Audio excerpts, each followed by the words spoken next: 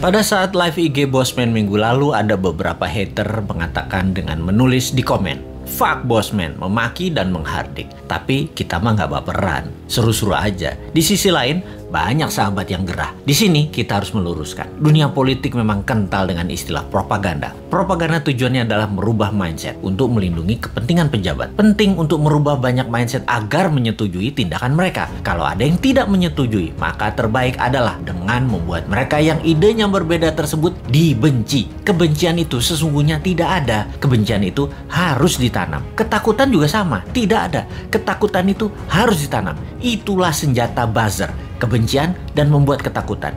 Itulah tugas pelaksana propaganda yang dalam hal ini adalah mereka-mereka yang menamakan dirinya buzzer rupiah, yaitu mereka yang dibayar oleh pejabat untuk menyerang musuh-musuh politiknya. Tugas utama buzzer sekali lagi adalah mendengungkan kejelekan orang yang mengkritik tanpa solusi, tanpa niat memperbaiki. Sementara kaum Newmind jelas niatnya memperbaiki bangsa yang utama. Gayanya nyeleneh, tujuannya untuk mendapat perhatian. Sekali lagi, nyeleneh, lucu, koplak, tajam kalimatnya, tujuannya satu, agar dapat perhatian. Tapi kalau mental pejabatnya tipis, ketakutan, insecure karena jabatannya takut hilang, telinga tipis, emosi tak bisa jaga dan tidak dewasa, kritik segar bersolusi dikirimkan para Newminder, bikin hidup pejabat gelisah dan sengsara. Makanya panik mereka, ditugaskanlah pasukan buzzer yang jumlahnya 20 ribuan untuk menjadi pelindungnya. Begitulah kalau pejabat terdiri dari orang-orang yang tidak beriman, berlindungnya pakai buzzer, bukan pada Allah. Menanamkan kebencian itu program mematikan lawan politik. Ada sih sebenarnya dalam buku putih propaganda yang banyak diajarkan di akademi-akademi militer. Newmind itu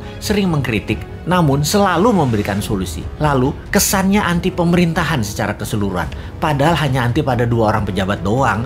Karena dikesankan Newmind saat ini anti pemerintah, maka Newmind harus dipudarkan. Siapa yang melakukannya? Yang melakukannya adalah penggemar pejabat penguasa saat ini yang kebanyakan berciri-ciri, yaitu minoritas orang tajir beragama minoritas. Nah, kalimatnya ya, maaf kurang ajar ya, tapi saya nggak mau basa-basi. Atau yang mayoritas latar belakangnya namun terkena propaganda yang akhirnya tidak menyukai sisi seberang yang di framing jualan agama ke Arab-Araban plus dibungkus budaya Arab. Maaf, sekali lagi kalimat Bosman ini kali ini vulgar. Daripada basa-basi, mendem-mendem, mau realitanya gitu. Jadi begitu berhasil menggiring opini yang menganggap Bosman anti pemerintah, maka otak bawah sadar banyak orang digiring lagi oleh buzzer. Digeneralisir, Bosman itu oposisi, pendukung kadrun, dan pendukung partai kalah perang, Demokrat dan PKS. Cara kerja buzzer menggiring opini masyarakat memang begitu dan berhasil hingga saat ini membelah bangsa Indonesia menjadi 2. Sangat berhasil.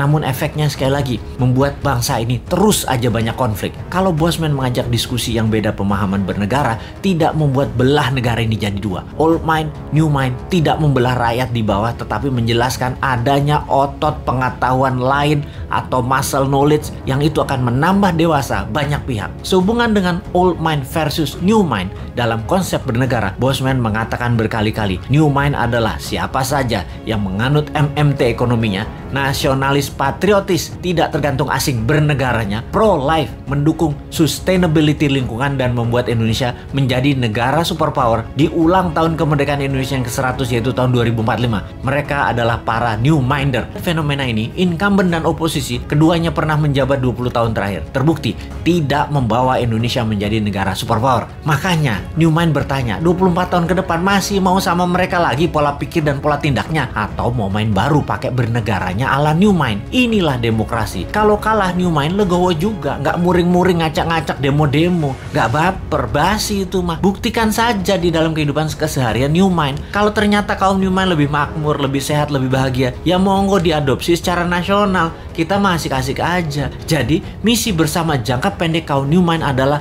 mempromosikan konsep ini ke 250 juta saudara sebangsa dan setanah air. Jadikan bahan diskusi, rembukan secara masif, dan akhirnya kesempatan itu akan dibuktikan di kotak suara tahun 2024. Kalah menang bukan masalah, itu demokrasi. Pertanyaannya sekarang, bagaimana caranya 250 juta orang mengenal dan memahami konsep Newmind dalam waktu cepat? Urusan suka nggak suka itu nomor 2. Yang penting masuk dulu dan difahami. Ada saran nggak ya supaya Newmind bisa sukses?